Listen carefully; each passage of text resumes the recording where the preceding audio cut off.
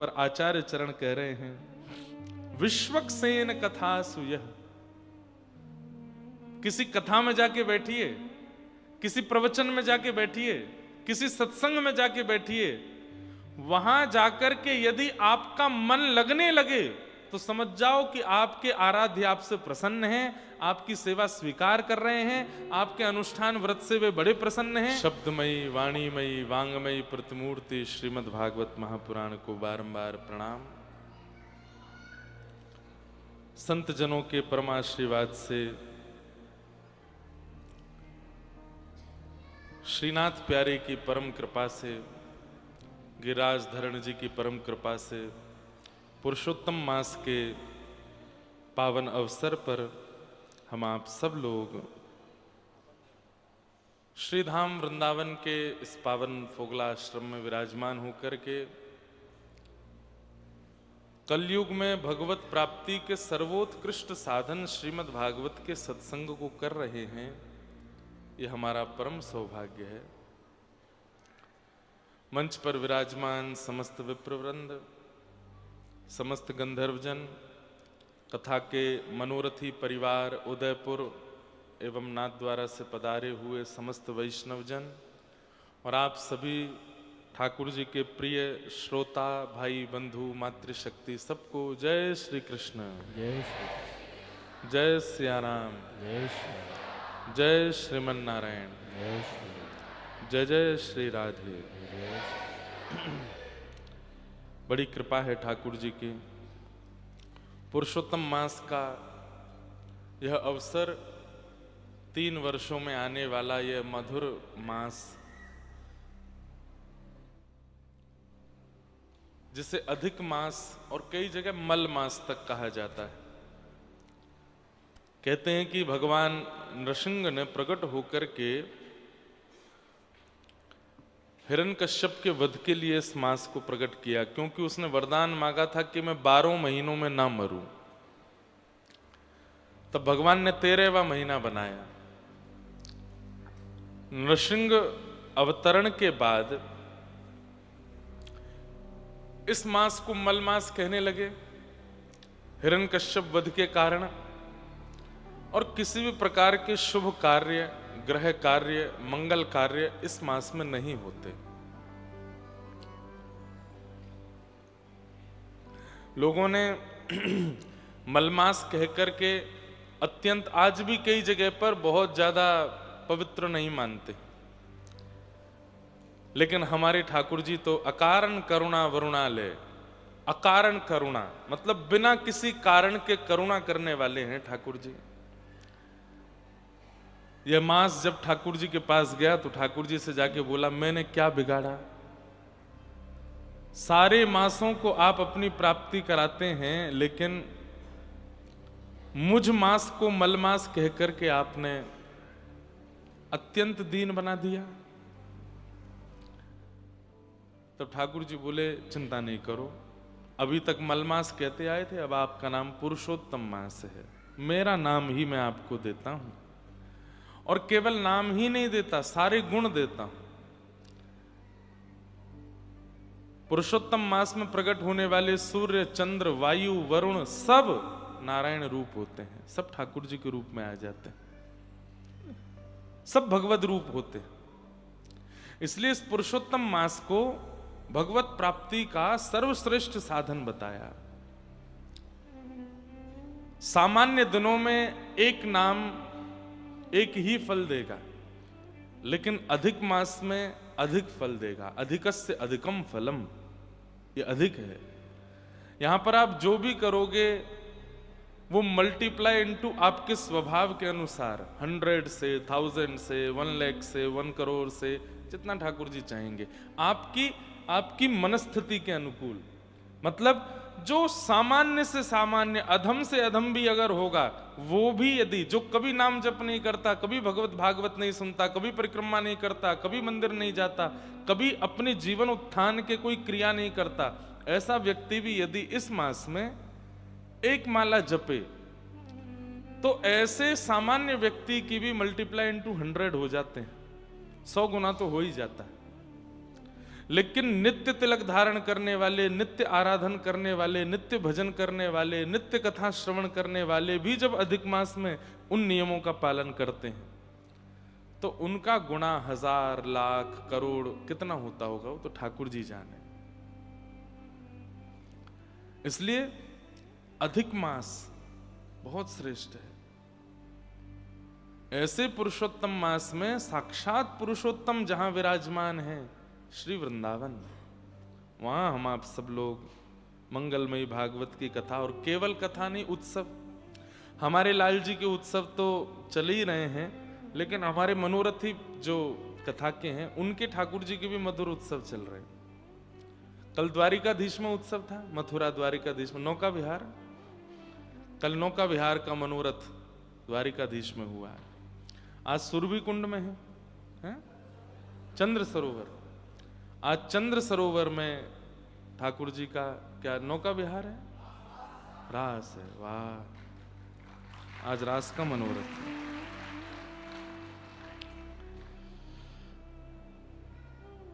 अब क्या है कि एक के घर में ब्याह हो तो दूसरे जा सकते हैं, पर सबके घर में ब्याह हो तो कैसे जाऊं मैं? तो इनके ठाकुर जी के उत्सव का मैंने वचन तो दिया था कि मैं जाया करूंगा शाम को, पर हमारे लाला रूठे बैठे हैं। पुरुषोत्तम मास में हमारो उत्सव ना करेगो, तो उनके भी आज फल मंडली का उत्सव है, छाक लीला। ठाकुर जी की शाम को फल मंडली है निवास पर, तो छाक लीला, लाल जी वन में गए हैं और वन में सब वन की भीलनियां फल लेकर के आती हैं, ठाकुर जी को अरोग आती हैं। चुपचाप ठाकुर जी बैठ करके उन भीलनियों के साथ मधुर मधुर फल चख लेते हैं। तभी मधुमंगल सीदामा को दिख जाते हैं ठाकुर जी। अच्छा, अकेरो केरो पारो सबरे फलन को। सो ठाकुर जी अपने थोड़े थोड़े उच्छिष्ट फलों को लेकर के ऐसे अपनी पीताम्बरी में लेकर के सब ग्वाल वालों के पास जाते हैं और फिर सब ग्वाल वालों के साथ फल प्रसाद पावे की लीला करें। तो आज भी ऐसी वहां लीला घर में है, लेकिन बैठ के दर्शन करने का विधान नहीं है क्योंकि भीड़ बहुत ज्यादा है। इसलिए वहां जैसे मंदिरों में लाइन होती है, बाहर से लाइन लग के दर्शन करके जाते रहो, और कोई ऐसा नहीं है कि दोबारा नहीं आ सकते, दोबारा से आ सकते हो, लेकिन सबसे पीछे लाइन में लगो, फिर आओ, फिर दर्शन करो। तो ऐसे चलेगा नहीं तो दिक्कत हो जाएगी, एसी वेसी सब खराब हो जाएंगे, इतने लोग बैठ जाएंगे तो सब सफोकेशन ना हो जाए, हॉल है। इसलिए व्यवस्था रखी है, आप सब लोग 5:30 बजे शाम को उपस्थित होना। घर के बगल में एक गली है, वहां सब लोग लाइन बद्ध हो जाना, बड़े छोटे वीआईपी वीवीआईपी सब एक ही लाइन में आना।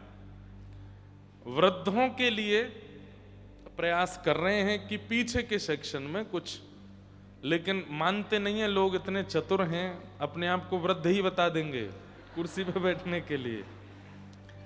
इसलिए केवल वृद्धों के लिए ऐसा रखा है कि वो पीछे बैठ के दर्शन कर सकें, क्योंकि चढ़ने उतरने में दिक्कत ना हो। तो इसलिए आप सब लोग कृपा कर, हम लोग कोई संस्था तो है नहीं मंदिर की जो वहाँ पे गार्ड लगे हों, आपको उठा में बैठा में, आप अपने आप ही व्यवस्था देख करके एक बार दर्शन हो गए, दोबारा इच्छा होवे तो फिर से जाओ, बाहर से फिर से लाइन में लग के आ जाना।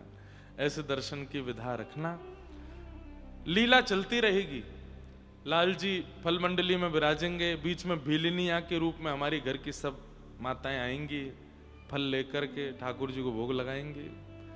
उसके बाद हम मन सुखा तन सुखा सब देख लेंगे, लाला को फिर डांटेंगे, हैं रे लाला छुप के पाए रहो, तो फिर ठाकुर जी सब फल लेके हमारे बीच में आएंगे और फिर सब ग्वाल बालन को फल बटेंगे और वन की छाक लीला ठाकुर जी की होगी।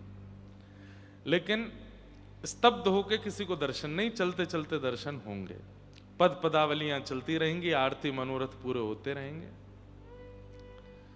तो वो सब भाव रहेगा। ये सुख है बंधुओं। अब देखिए कहां पुरुषोत्तम मास को मलमास कह दिया, तो इसमें एक दिन भी पवित्र नहीं माना जा रहा था। काहे को?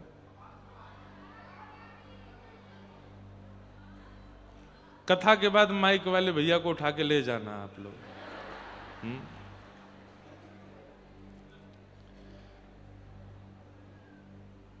क्या बता रहा था मैं? हैं? हाँ, कहां मलमास को एक दिन भी पवित्र नहीं माना जा रहा था, सारे मास इसके आगे इतरा रहे थे। श्रावण मास कह रहा था मैं कितना भाग्यशाली, मुझ में ठाकुर जी जल किलोल करते हैं। शरद मास कह रहा था पूर्णिमा का कि मुझ में तो रास करते हैं। भादों का महीना कह रहा था मैं तो सबसे श्रेष्ठ हूं, मुझ में तो जन्म ही लेते हैं। बसंत ऋतु कह रही थी कि मैं सबसे श्रेष्ठ, मेरे आते ही ठाकुर जी के गालों पर रंग लगने लगता है। कोने में बैठा मलमास रो रहा था कि मुझ में कुछ नहीं होता, मैं तो मल हूं, मैं तो अधिक हूं।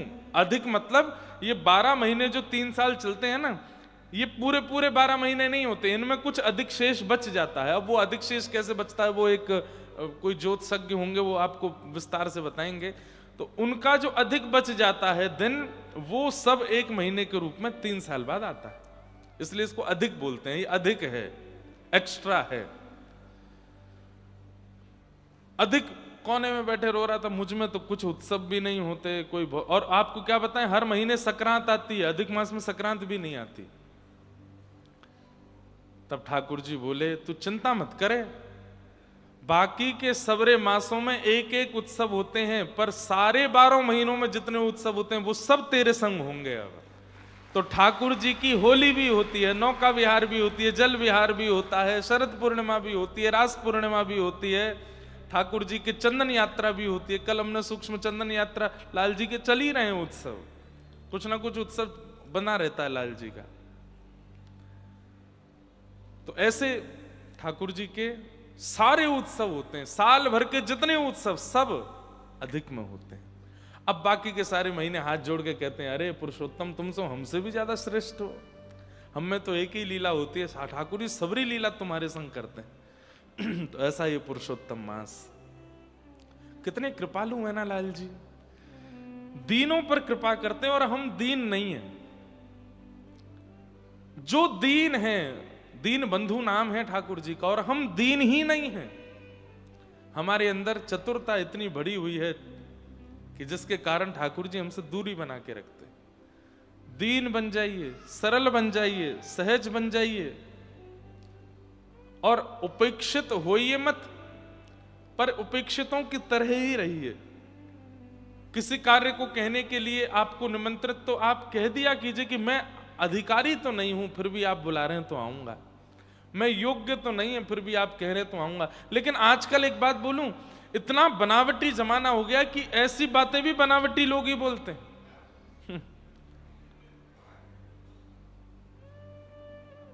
हम तो लायक नहीं महाराज जी, लेकिन आप कह रहे हैं तो ठीक है आएंगे, हमारी कोई योग्यता नहीं है महाराज जी, लेकिन आप कह रहे हैं तो सब करेंगे।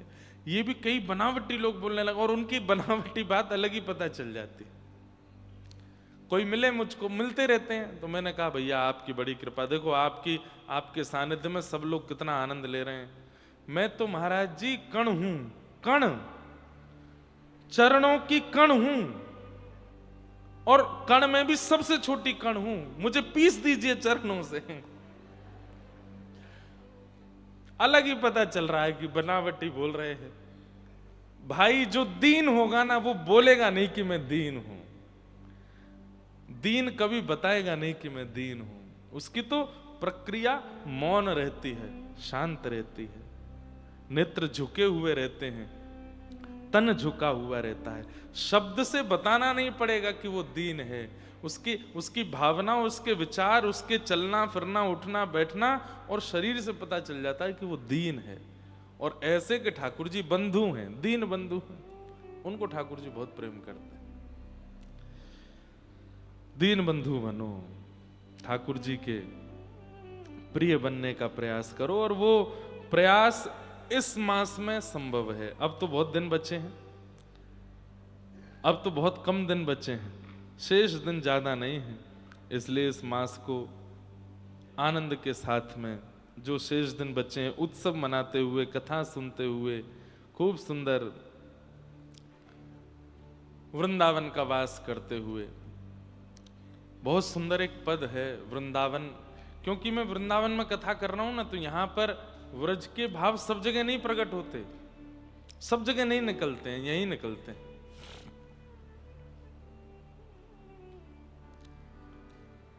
शरण श्री वृंदे गुण गाओगे तो धाम रीझ जाएगो, लेकिन इतनी प्रक्रिया करके एक रीझ है, एक माने, एक रीझ है, एक माने, ऐसे सब प्रक्रिया करनी पड़ेगी। लेकिन एकमात्र धाम के गुण गाने लगोगे तो धाम में निवास करने वाली श्री जी भी, ठाकुर जी भी, रज भी, यमुना जी भी, सहचरी भी, रसिक जन भी, संत जन भी, सब रीझ जाएंगे। समग्र वंदन है जाएगो धाम की वंदना करने से। इसलिए श्री वृंदावन, श्री वृंदावन, प्राण वृंदावन, जीवन वृंदावन, वृंदावन वृंदावन वृंदावन वृंदावन, ये भी एक जप है, इसको करिए। नित्य वृंदावन जपिए, चलते फिरते उठते बैठते। श्री वृंदावन कितनी कृपा करते हैं। वृंदावन की कृपा से श्री बिहारी जी प्राप्त, श्री राधारमण जी प्राप्त, श्री राधा वल्लभ जी प्राप्त। वृंदावन की कृपा से रस रानी यमुना जी प्राप्त, रसिक जन प्राप्त, तटीय स्थान, निधिवन राज, सेवा कुंज जैसे दिव्य स्थान प्राप्त। किसकी कृपा है? धाम की। या धाम को नित्य वंदन करो, धाम को नित्य प्रणाम करो। शरण श्री वृंदावन की जय, शरण श्री वृंदावन की जय। युगल बिहारी चरण कमल सो, युगल बिहारी चरण कमल सो। कितना बढ़िया गाते हो आप लोग हैं। हर दिल जो प्यार करेगा वो गाना गाएगा। कहने को तो एक फिल्म का गाना है, लेकिन ये बातें ना हम रसिकों से ही, वृंदावन के रसिक जनों से ही ली हैं पिक्चर वालों ने। क्योंकि वृंदावन में जो आया उसने गाया। रूप गोस्वामी आए गाते हुए आए, सनातन गोस्वामी आए गाते हुए गाए, हितरवंश महाप्रभु आए गाते हुए आए, श्री गोपाल भट्ट गोस्वामी आए गाते हुए आए, भक्तिमती मीराबाई आई गाती हुई आई, सूरदास, कुम्मन दास, कृष्णदास, नंददास, सब गाते हुए आए हैं। क्योंकि सबके चित्त में प्रेम है प्रिया प्रियतम का। बिना गाए व्रज को किसी ने पाया नहीं, इसलिए गाना तो पड़ेगा। कितना बढ़िया गाते हो आप लोग। और ठाकुर जी कहते हैं, मद भक्ता यत्र गायंती तत्र तिष्ठामि। नारद, मेरे इतने सारे भक्त एक स्वर में मिलकर के जब गाते हैं, मुझे वहां आना ही पड़ता है, मैं पहुंच जाता हूं वहां पर। युगल बिहारी चरण कमल सो, युगल बिहारी चरण कमल सो। निस दिन नेह लगइए, निस दिन नेह लगइए। शरण श्री वृंदावन की जय, शरण श्री वृंदावन की। व्यापार के लिए वृंदावन नहीं है। व्यापार के लिए, उपहार के लिए, जीवन यापन के लिए, आदि आदि विषयों के लिए जो संसार में रहते हैं, उनके लिए वृंदावन की कोई गतिविधि नहीं। वृंदावन में सबसे पहला काम क्या? युगल बिहारी चरण कमल सो, निस्दिन नेह लगाइए। वृंदावन रहने वाले का हमारा तो नहीं बन पा रहा है, लेकिन आपसे हम निवेदन कर रहे हैं, आप तो कर सकते हो। निस दिन एक ठौर पकड़ लो, रोज जाना है। आज भी हमारे कितने सारे ब्रजवासी ऐसे हैं, बिहारी जी की शयन आरती करेंगे ही करेंगे, बिहारी जी की मंगला करेंगे ही करेंगे, राधा रमन लाल जी की औलाई करेंगे करेंगे, श्री राधा वल्लभ लाल जी की आरती, एक आरती का नियम बना लीजिए। वृंदावन में हैं तो बिना ठाकुर जी के चरणों में जाए रहेंगे नहीं। पहला काम ही यही है वृंदावन रहने वाले का। दूसरा काम क्या है? सेवा कुंज समीप बैठ के, सेवा कुंज समीप बैठ के। दंपति ध्यान लगइए, दंपति ध्यान। हमारे ब्रज में दंपति किनको कहा जाता है? प्रिया लाल जी दोनों दंपति। सेवा कुंज जाइए, गए हैं सेवा कुंज? कितने लोग सेवा कुंज गए हैं? सब गए हैं। ये अभी जो आए मनोरथी सब जाओ भैया, एक बार सेवा कुंज है के आओ। हमारी श्री प्रिया जी नृत्य करते करते जब थक गई, तब ठाकुर जी उनके चरण दबा रहे हैं, सेवा कर रहे हैं। वो सेवा कुंज है। आज भी रात्रि में कहमे कि वहां के सब लता गुल्म वृक्ष गोपी बन जाएं, और आज भी रास बिहार ठाकुर जी का वहां होता है सेवा कुंज में। सेवा कुंज में किशोरी जी को प्यास लगी, ठाकुर जी ने अपनी वंशी से कुंड प्रकट कियो, उनको जलपान करायो। सेवा कुंज। तो दूसरा काम वृंदावन रहने वालों का, ये अत्यंत गूढ़ बातें हैं, लेकिन अब तो सब प्रचार हो जाएंगी, लेकिन फिर भी करो सेवा कुंज। और एक बात और ध्यान रखिएगा, ये कर्ण पिशाचनी संग लेके मत जाना, इसके बिना तो जाते ही नहीं है। वहां ध्यान भी लगाएंगे तो ये वीडियो ऑन रहेगी, ध्यान चल रहा हमारा नहीं, इसको छोड़ के जाइए। वृंदावन के लिए कीपैड वाला फोन रखा करो, बिना कैमरा वाला। मैंने अभी मेरी दत्त धाम में कथा थी नासिक में, वहां के महाराज जी ने इतना बड़ा फोन दिया मुझे कीपैड वाला। तो मैंने कहा महाराज जी अधिक मास के बाद इसका शुभारंभ करूंगा मैं, वृंदावन में यही चलेगा कीपैड वालो, इतनो सोने, उसमें कैमरा नहीं है, फोन उठाने करने के लिए बस बहुत है। वीडियो नहीं बनानी वृंदावन में। हमको तो इसलिए भी बनानी पड़ती है कि चलो कुछ रसिक जन है उनको कुछ प्राप्त हो जाएगा, कुछ करेंगे, लेकिन फिर भी बहुत कम मन होता है वृंदावन में ज्यादा कुछ करने का। तो दूसरा काम ब्रज में क्या? सेवा कुंज समीप बैठ के, सेवा कुंज समीप बैठ के, दंपति ध्यान लगइए, दंपति ध्यान लगइए। शरण श्री वृंदावन की जय, शरण। आचार्य चरण कहते हैं ये दो काम कर लिए, इनसे ही क्या होने लगेगा? होए भावना सिद्ध सहज ही, होए भावना सिद्ध सहज। कितना सरल है, केवल युगल बिहारी जी के नित्य दर्शन करने और सेवा कुंज के समीप बैठ के ध्यान लगाना, इतने में ही भावना सिद्ध हो जाएगी। फिर क्या अनुभव होगा? निरख नयन हुलसइए,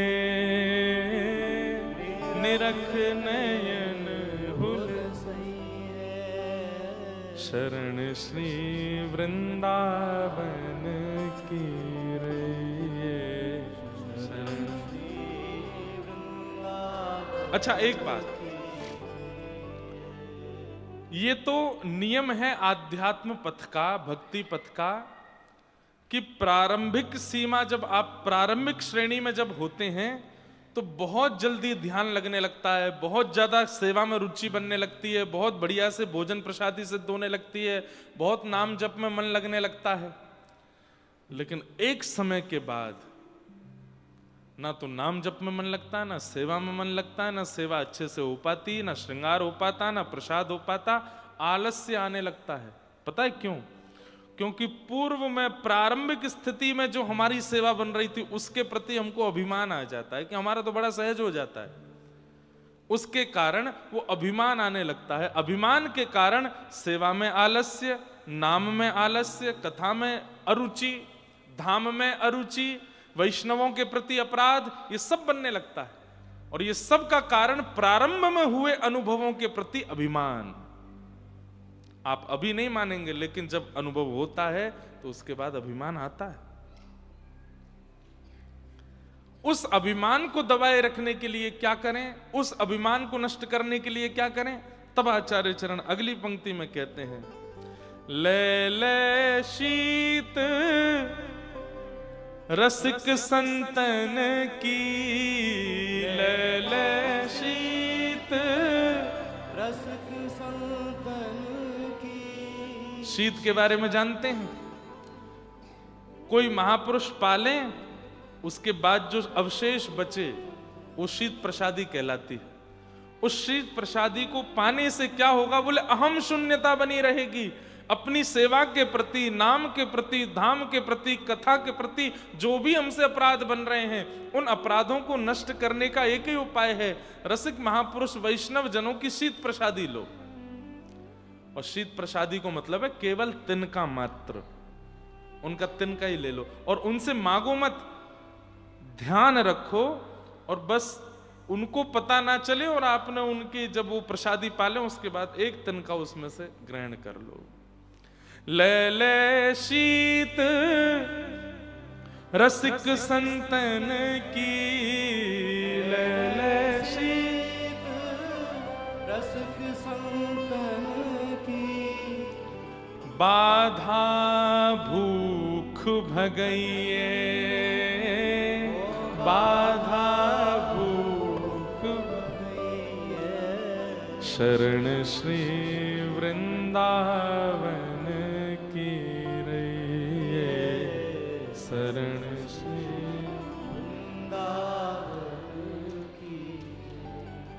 शीतल सुंदर जल यमुना को, शीतल सुंदर जल यमुना को। वहाँ पी पी प्यास मिटाइए,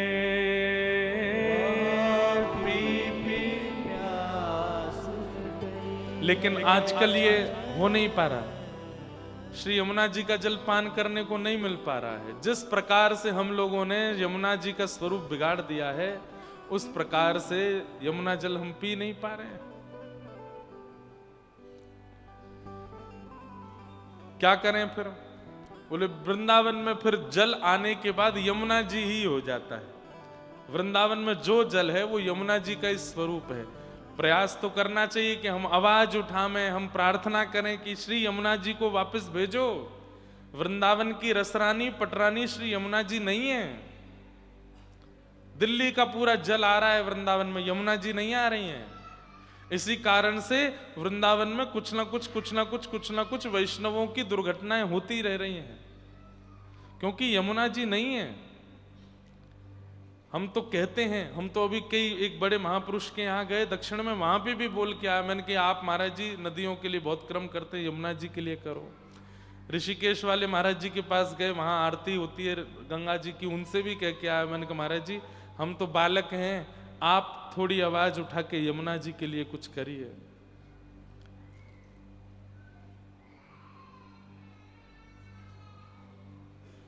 कौन को रो रहा हो भैया?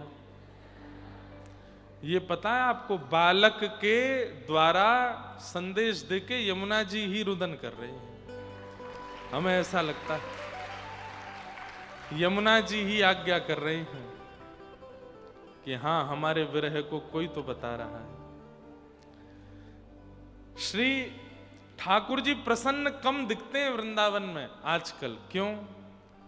रस रानी श्री यमुना जी का प्रवाह रुका हुआ है। रस रानी यमुना जी के स्वरूप को हम लोगों ने अति धूमिल कर दिया है। एक बालक कल हमसे मिलने के लिए आए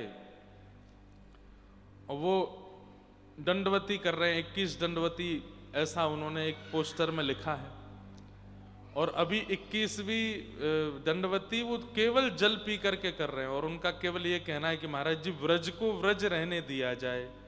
मांस मदिरा की दुकानें व्रज में तो नहीं है अंदर वृंदावन में, लेकिन सीमा पर हैं, उस सीमा से बंद होनी चाहिए और श्री यमुना जी का जल पुनः पवित्र होना चाहिए। हम लोग व्रज में आते हैं, खाते हैं, पीते हैं, नाचते हैं, दर्शन करते हैं, चले जाते हैं, लेकिन भैया अगर ऐसे ही करते हुए प्राण त्याग दिए तो हो सकता है निकुंज में प्रवेश तो मिलेगा, लेकिन ठाकुर जी कहेंगे तुम कुछ करके नहीं आए यमुना जी के लिए। श्री यमुना जी को पवित्रीकरण करने के लिए तुमने कुछ नहीं। ये कलियुग है बंधुओं। यहां आप सोचें कि ठाकुर जी फिर प्रकट होकर के तांडव करेंगे कालिया नाग की तरह, ऐसा नहीं होगा। कलिकाल में भगवान कहते हैं अहम भक्त पराधीन, मैं चाह करके भी कुछ नहीं करूंगा, सब तुम करोगे। अगर हम नहीं करके गए तो ठाकुर जी नाराज तो होंगे। तो श्री यमुना जी के लिए हर वृंदावन आने वाले को आवाज उठानी चाहिए।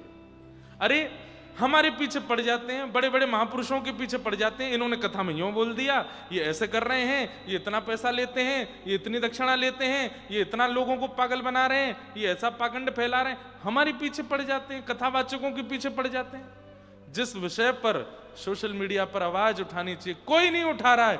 यमुना जी का आचमन कर लिया तो पी लिया हो जाएगा आपको, इतना इतना अशुद्ध जल है। उस पर कोई बात नहीं करता, उस पर कोई कुछ नहीं बोलता। बस बोलने के लिए कौन मिल गए, ये प्रत्युत्तर नहीं देंगे, ये कुछ बोलेंगे नहीं, इसलिए इनके ऊपर बोलो, व्यूज कमाओ, अपने लाइक्स बढ़ाओ, मोनेटाइजेशन करा लो। चैनलों के लाखों रुपए चल रहे हैं, बड़े बड़े महापुरुषों के बारे में अभद्र टिप्पणियां करते हैं, और यमुना जी के लिए कोई बोलता नहीं दिखता। व्रज 84 कोस में ऐसे कैसे कैसे अद्भुत स्थान है, बिल्कुल नष्ट हो गए। ब्रज के कुंड, ब्रज के सरोवर, ब्रज की यमुना जी, कौन आवाज उठाता है इनके लिए? कोई नहीं।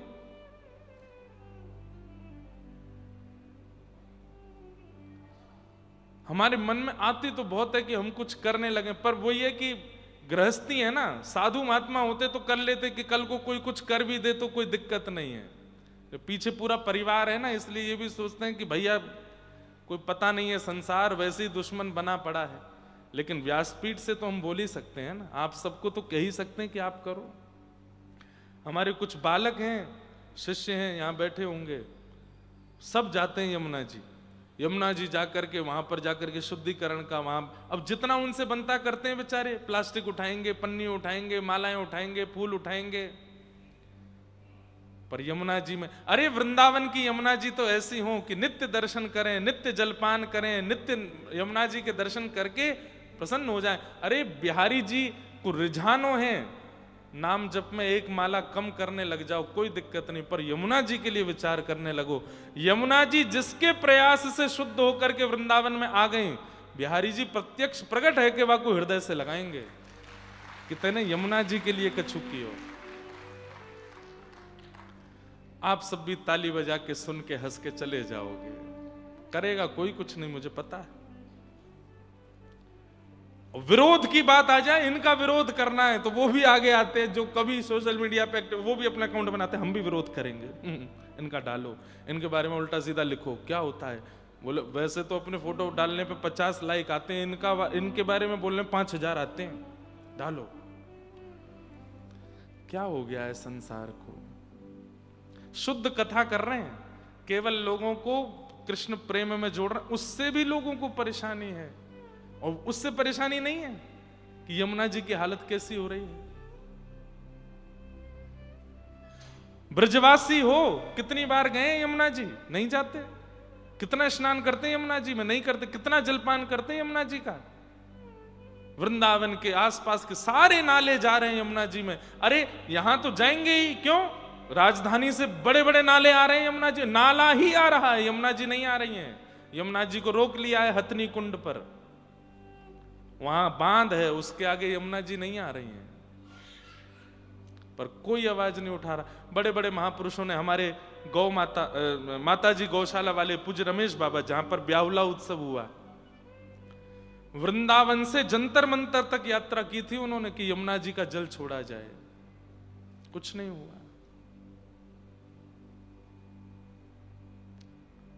और भी कई महापुरुष लगे हैं, यमुना मिशन करके एक प्रारंभ हुआ, उसने भी बहुत प्रयास किए, लेकिन यमुना जी वैसी की वैसी ही हैं। क्यों? जनबल मिलकर के बोले तब तो सरकार को चिंता होगी, कोई बोले ही नहीं रहा तो सरकार को चिंता भी नहीं है।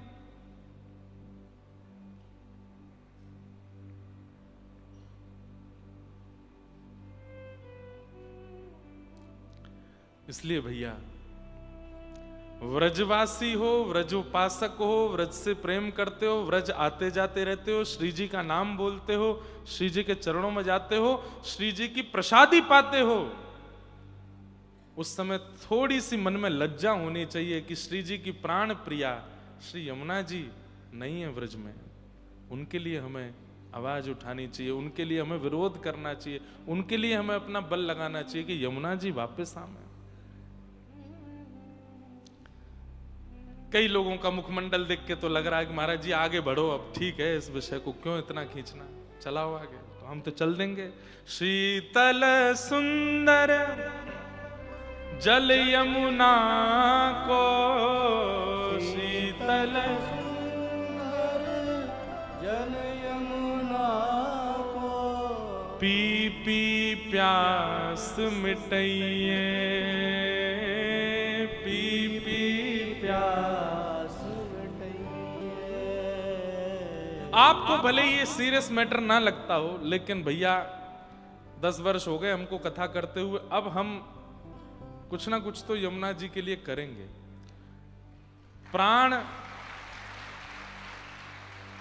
प्राण जावे उससे पहले यमुना जी के शुद्ध जल का स्नान पान मज्जन करके जाएंगे यहां से, ऐसे नहीं जाएंगे।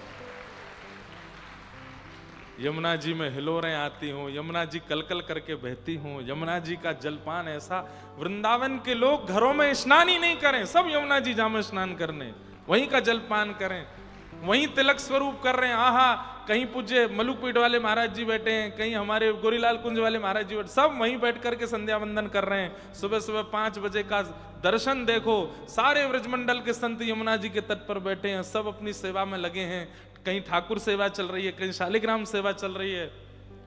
पालकियों में प्रतिनिधि रूप में राधा रमन लाल जी के प्रतिनिधि चित्र आ रहे हैं, राधा वल्लभ जी के चित्र आ रहे हैं, राधा रमन जी के चित्र आ रहे हैं। और सुनो, हमने सुना है कि किसी काल में श्री जी बाबा श्रीनाथ जी का जल भी वृंदावन से ही जाता था, विश्राम घाट मथुरा से ही जाता था। यमुना जी का जल अब भी शायद जाता ही होगा, आज भी जाते हैं। पर जिस दिन पवित्र हो जाएंगी यमुना जी, कितना आनंद आवेगा। हमारे श्री जी बाबा भी नाथ द्वारा में बैठे बैठे दत्तुइयां दिखाएंगे, आनंदित हो जाएंगे। मेरी श्री जी, मेरी प्राण वल्लभा श्री यमुना जी कितनी पवित्र हो गई, कितनी सुंदर हो गई। उस दिन वृंदावन में दीपोत्सव मनाया जाएगा, क्योंकि हमारी तो पटरानी है, हमारी तो बहू जी हैं यमुना जी। बहू रानी जब नए नवीले रूप में आवेंगी, पूरे वृंदावन में उत्सव मनाया जाएगा, कितना आनंद आवेगा। ये देख करके प्राण निकले तो हम समझ जाएंगे कि हमें सब कुछ प्राप्त हो गया। भजन का भाव, व्रज का भाव, कथा का भाव सब मिल गया कि यमुना जी के प्रत्यक्ष दर्शन हो गए। अभी स्नान पूर्णिमा आने वाली है। हमारे गिरधर लाल जी के स्नान के लिए जल पता है यमुना जी का कहां से लाते हैं? उत्तराखंड में कटा पत्थर एक जगह, जहां यमुना जी पहली आती हैं पृथ्वी पर, वहां जाते हैं। वहां जाकर के यमुना जी का जल लेके आते हैं, उससे फिर करते हैं। क्यों? बिल्कुल शुद्ध स्वच्छ, बिल्कुल जैसा यमुना जी का स्वरूप है, श्याम वर्णा वैसी है वहां पर। लेकिन जैसे ही आप जाओगे, भीतर के एक एक पत्थर देख सकते हो, कंकड़ देख सकते हो, इतना सुंदर जल है यमुना जी का। सूरदास जी से किसी ने पूछा सबसे स्वच्छ और सबसे पवित्र नदी कौन सी भारत की, तब तो उन्होंने कहा गंगा जी। किसी ने कहा आप पुष्टि मार्गी होकर के यमुना जी का नाम नहीं बोले? तो सूरदास जी बोले आपने नदी के बारे में पूछा था, उसमें गंगा जी का नाम है, यमुना जी तो अमृत हैं, यमुना जी तो साक्षात पटरानी हैं। भैया उन यमुना जी के लिए प्रयास करो। राधा रमन लाल जी, राधा वल्लभ लाल जी, श्री बरसाने वाली हमारी किशोरी जी, गिरिराज जी, सब प्रसन्न हो जाए, पूरा व्रजमंडल प्रसन्न हो जाएगा यदि यमुना जी अपने रूप में पुनः आ गई तो। उनके लिए प्रयास करो। राधे श्याम नाम रट रसना, राधे श्याम नाम रट रसना, राधे श्याम नाम रस रटना, राधे श्याम नाम रट और रसना, आंसू द्रगन बहइये,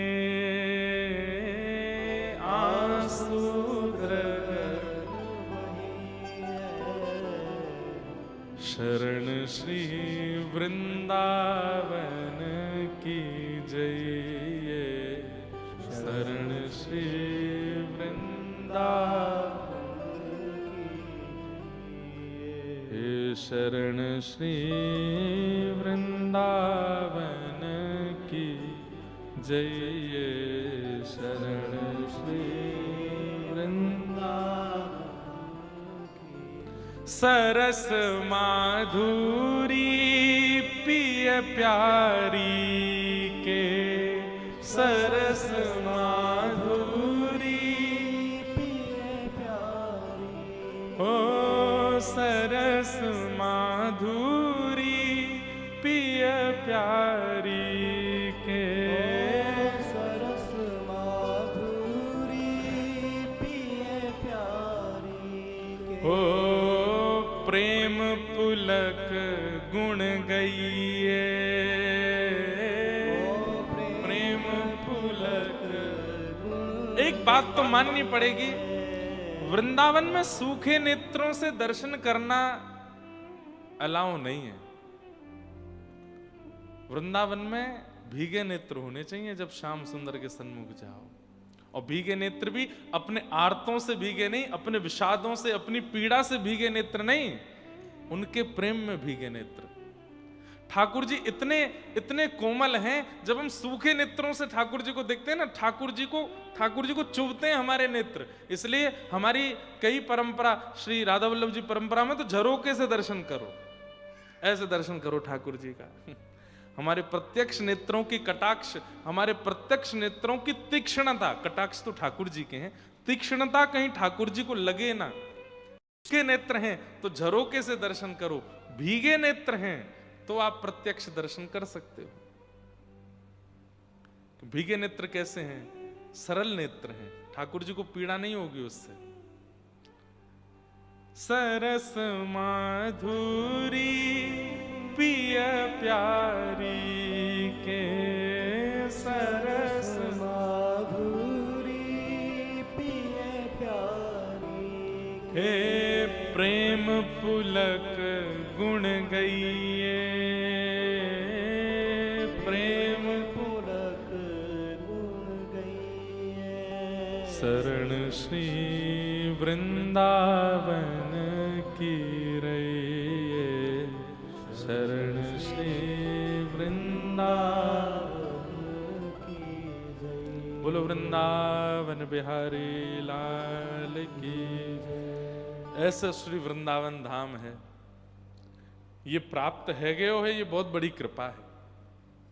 इस वृंदावन धाम को खूब आनंद के साथ, जिस भावना से, अब सरस माधुरी जी ये तो हमारे गिरधर लाल जी को ब्याहुला अभी सरस कुंज से ही तो भयो। तो सरस माधुरी जी जिनको ये पद है, ये हमारे लाल जी के पर ससुर जी लगे जिनका ये भाव है। तो जयपुर सरस कुंज से लाल जी की ब्याहुला की सब क्रम भये, तो वहां के आचार्य चरण को ये भाव है। बहुत सुंदर। कल हम लोग 3 मंगलाचरण सुने भागवत जी के। तत्पश्चात पिबत भागवतम रसमालयम, इस विषय पर चर्चा चल रही थी कि कथा को पियो। पीने का संबोधन देने का एक बहुत बड़ा कारण यह है कि पी हुई वस्तु तुरंत असर करती। दूध पी लो तुरंत असर करेगा, जल पी लो तुरंत तरावट आ जाएगी, शिकंजी पी लो तुरंत सब गर्मी में शांति सी पड़ जाती है, मदिरा पी लो तुरंत सिर घूमने लगता है, विष पी लो पधार जाओगे तुरंत।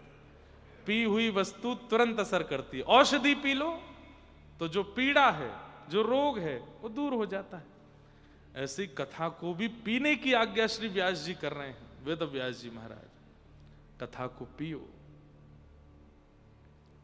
पिबत भागवतम रसमालयम मुहुर्हो रसिका भुवि भावुका। कि धर्मस्वनिष्ठितः पुंसाम विश्वक्सेन कथासु यः नोत्पादये दधिरतिं श्रम एव हि केवलम। बहुत अच्छी बात, ध्यान से सुनिएगा।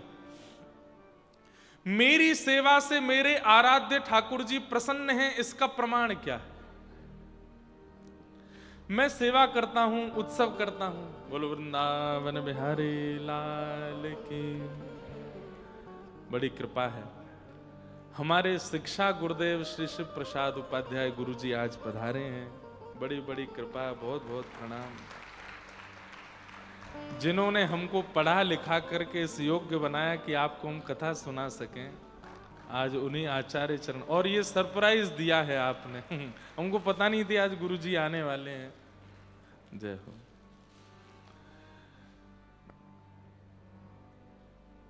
राधे कृष्ण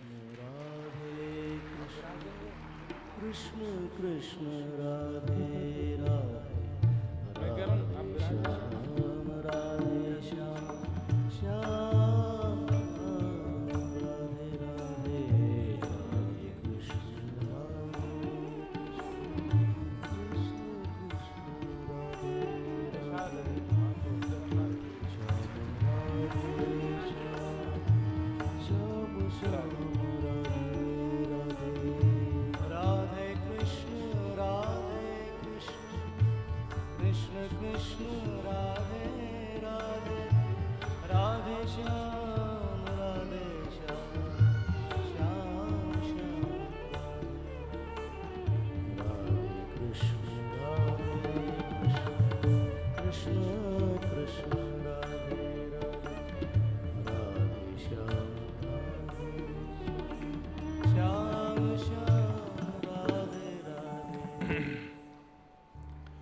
बड़ी कृपा है, हमारे गुरुजन तो बड़ी कृपा ही करते हैं और अनन्य अनंत गुरु हैं। किन्हीं से कुछ सीखा, किन्हीं से कुछ सीखा, पर व्यासपीठ पर पहुंचाने के लिए हमारे ऊपर जिनकी बड़ी कृपा रही, ऐसे 3 गुरुजन हमारे जीवन में हैं। पहले तो पूज्य पिताजी महाराज, उनकी कृपा से ही व्यासपीठ, उन्हीं की व्यासपीठ है। व्यास जी की परंपरा की ये व्यासपीठ पर पिताजी ने 46 वर्ष हो गए पिताजी को कथा करते हुए। कईयों की तो उम्र भी नहीं है यहाँ पे। 46 वर्षों से पूज्य गुरुदेव भगवान कथा कर रहे हैं, उनकी कृपा। दूसरे हमारे पूज्य नाना जी पंडित श्री कृष्णलाल शास्त्री जी, वे बहुत छोटी अवस्था में, जब मैं स्कूल से आता था तो दोपहर में जब आता था तो सब लोग सोए होते थे घर में, प्रसाद पवा के सब सो जाते थे। नाना जी मुझे लेके बैठते थे, पुष्टि मार्गीय थे, और वही कृष्णदास जी के पद, कुम्मनदास जी के पद, सूरदास जी के पद रोज याद कराते थे मुझको। और फिर वृंदावन के रसिक संतों के यहाँ मुझको लेके जाते छोटे से में, और बोलते बाबा हमारी लाली को लाला है, कछु पद सुनाए वो। फिर मैं वहां पद सुनाता था, फिर कभी कथा सुनाते थे। सबसे पहला भागवत जी का मुझे वेणु गीत का श्लोक याद कराया पूज्य नाना जी ने। वरहा पीड़म नटवर वपु कर्णयो कर्णकारम विभ्रदवास कनक कपिसम वैजयंतीम चमालाम रंध्रान वेणु अधर सुधया पूरयन गोप वृंदई वृंदारण्यम स्वपदरमणम प्राविशद गीत कीर्ति। हमारे पूज्य नाना जी की कृपा। पूज्य गुरुदेव भगवान भी जब पढ़ाते थे तो नाना जी कभी कभी आके बैठते थे, बैठ करके श्रवण। व्रज साहित्य जितना भी दास को प्राप्त हुआ वो नाना जी से प्राप्त हुआ, पूज्य गुरुदेव भगवान से प्राप्त हुआ। पर अक्षरशः सच्चिदानंद रूपाय से लेकर के और नाम संकीर्तनम यस्य सर्व पाप प्रणाशनो, महात्म से लेके प्रथम स्कंद से लेके और भागवत जी के अंतिम श्लोक तक पूज्य गुरुदेव की कृपा। आपने ही हमको अध्ययन कराया। अभी आकर के गुरु जी बोले मेरे अक्षर लिखे हुए हैं। मैंने कहा जी गुरु जी लिखे हैं। बड़ी कृपा है। आजकल गुरु जी बता रहे थे बहुत सारे बालक आते हैं, बोले आपने इंद्रेश जी को पढ़ाया, हमको भी पढ़ाओ। हम सब बालकों को एक बात कहते हैं, श्रीमद् भागवत जी कृपा साध्य हैं, ये कृपा से प्राप्त होती है। और उनकी कृपा यदि चाहिए तो गुरु के वचन अटल कर मानो, गुरु के प्रति पूर्ण निष्ठा रखो, उनके प्रति पूर्ण समर्पण हो जाओ, भागवत जी अपने आप कृपा करने लग जाएंगे। लेकिन कई बार आचार्यों के प्रति हमारी निष्ठा नहीं रहती है, हम केवल ग्रंथ पढ़ने की आदि रह करके ट्यूशन टीचर समझ करके गुरुजनों से पढ़ते हैं, तो फिर भागवत जी कृपा नहीं होती। आप वक्ता बन जाओगे लेकिन आपकी वाणी का प्रभाव नहीं रहेगा। ये कोई प्रशंसा की या अभिमान की या बताने वाली बात भी नहीं है। हमारे पूज्य गुरुदेव भगवान, पूज्य पिताजी महाराज आज भी अपने शिक्षा गुरुदेव का उत्सव करते हैं, जो दिसंबर में होता है। 15 से 21 दिसंबर फिक्स है, हमारे गुरुदेव भगवान का उत्सव होगा। पूज्य पिताजी के शिक्षा गुरु श्री रामानुज गुरु जी का, दीक्षा गुरु नहीं है वे, शिक्षा गुरु हैं, उनका उत्सव करते हैं। उसी में ही दीक्षा गुरुदेव का भी उत्सव करते हैं। तो हमारे यहां तो परंपरा है, शिक्षा गुरुजनों जिनसे सीखा है हमने उनको प्रणाम करें। तो ऐसे हमारे गुरुदेव आज आए हैं, बड़ी कृपा। आज भी मुझे पढ़ाते हैं। मैं व्यस्त रहता हूं कहीं बाहर, फोन पे बात नहीं हो पाती, तो कोई भी श्लोक फोटो खींच के भेजेंगे और रिकॉर्ड करके भेज देते हैं। मैं जब मुझे अवकाश मिले, मेरी दृष्टता है कि मैं बात नहीं कर पाता, तो रिकॉर्ड करके भेजेंगे, सुन लेना। फिर मैं सुन के फिर करूंगा फोन, गुरुजी बहुत अच्छा बोले, ये बोलना वहां कथा में बहुत अच्छा लगेगा। और कथा में हर बात बोलने की नहीं सिखाते, कई बात मुझे सीखने वाली भी बताते हैं जो मैं सीखूं। ऐसे हमारे गुरुदेव आए हैं, उनको बारंबार प्रणाम करते हैं। हाँ। धर्मस्वनिष्ठितः पुंसां विश्वक्सेन कथासु यः नोत्पादयेदधिरतिं श्रमेव हि केवलम्। हमारे आराध्य नाथ हमसे प्रसन्न हैं, इसका सबसे बड़ा प्रमाण क्या है? मैं श्री जी की उपासना करता हूं, मैं गिरधर लाल जी की उपासना करता हूं, मैं गुरु की उपासना करता हूं, मैं ग्रंथ की उपासना करता हूं, मैं एकादशी व्रत करता हूं, मैं प्रदोष के व्रत करता हूं, मैं श्रावण मास करता हूं, मैं अधिक मास में नियम धारण करता हूं, गिरिराज जी की दंडवती करता हूं। जो भी साधन हम करते हैं वह साधन हमारे नाथ स्वीकार कर रहे हैं, इसका प्रमाण क्या है हमारे पास? तब यहां